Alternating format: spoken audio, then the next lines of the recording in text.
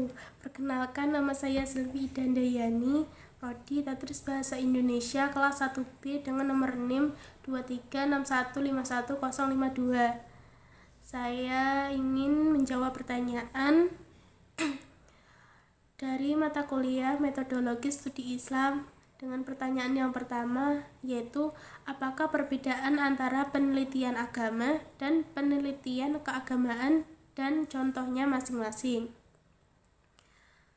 Penelitian agama biasanya mengacu pada studi akademis yang objektif dan ilmiah tentang fenomena keagamaan, mencakup aspek sejarah, doktrin, dan praktik.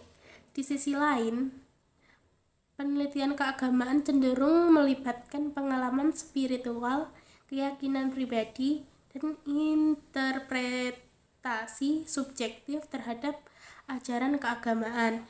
Jadi, perbedaannya terletak pada pendekatan ilmiah dan objektif dalam penelitian agama, sementara penelitian keagamaan lebih bersifat personal dan terkadang melibatkan elemen spiritualitas individu.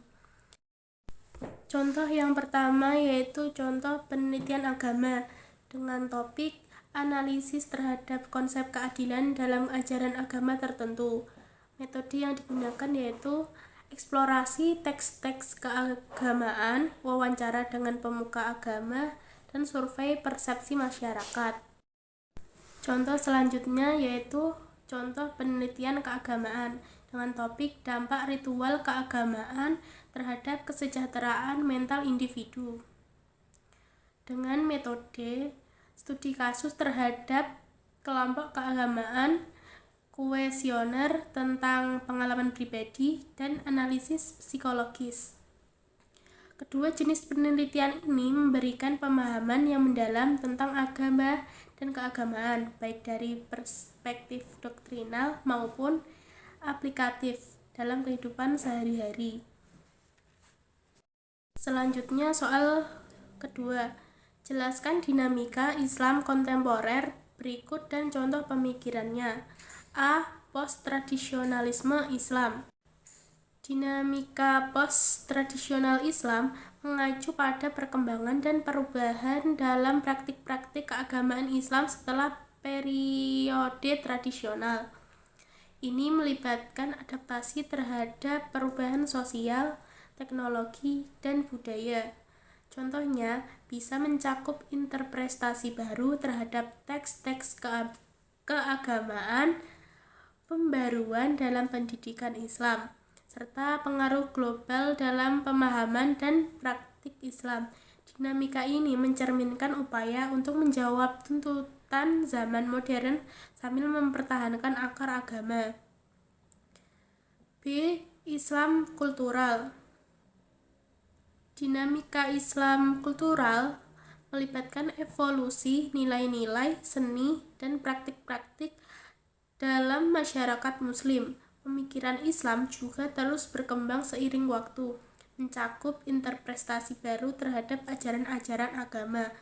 Faktor globalisasi dan teknologi turut mempengaruhi cara umat Islam berinteraksi dengan dunia sekitarnya, membentuk lanskap kultural dan pemikiran yang terus berubah.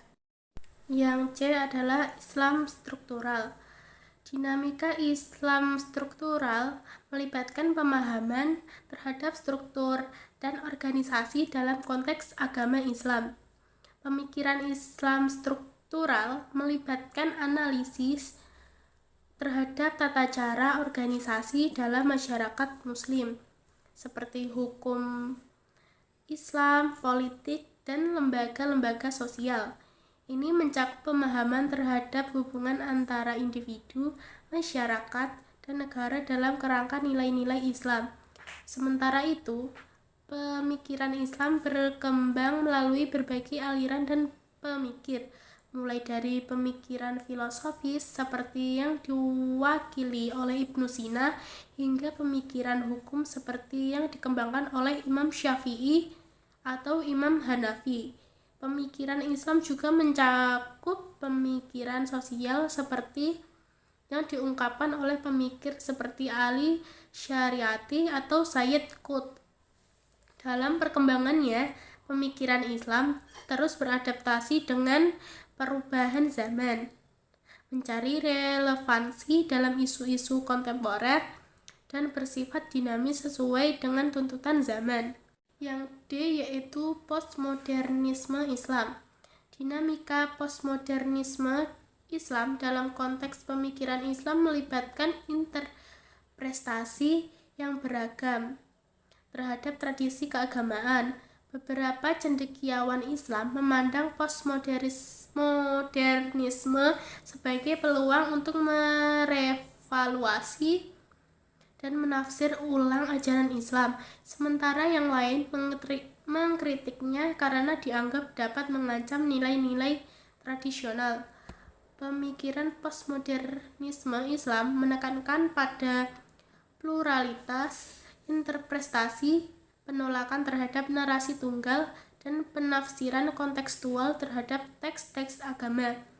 Hal ini menciptakan ruang untuk pandangan yang lebih inklusif terhadap perbedaan dan kemajemukan dalam masyarakat Muslim.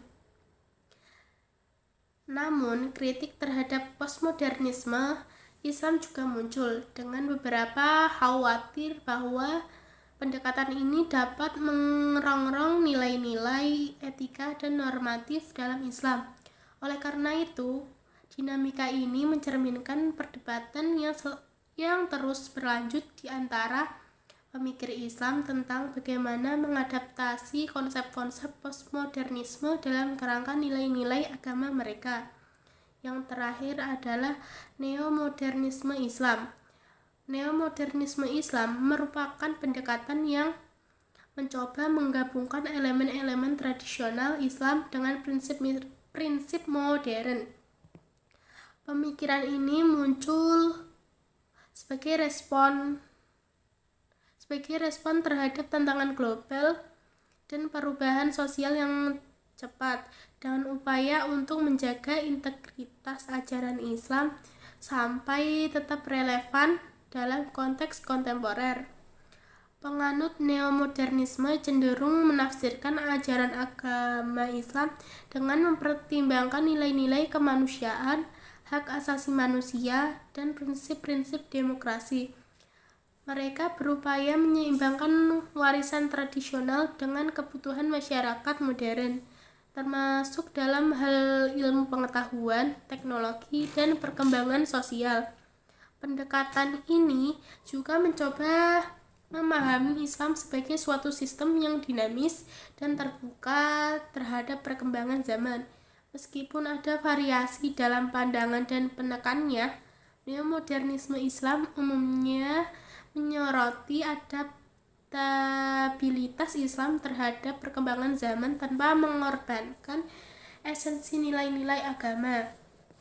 Dalam pemikiran neomodernisme Islam, terdapat upaya untuk mempertahankan nilai-nilai universal, untuk mempertahankan nilai-nilai sambil memahami konteks sosial dan politik kontemporer dengan tujuan menghadapi tantangan dan mencapai kemajuan dalam berbagai aspek kehidupan masyarakat Muslim.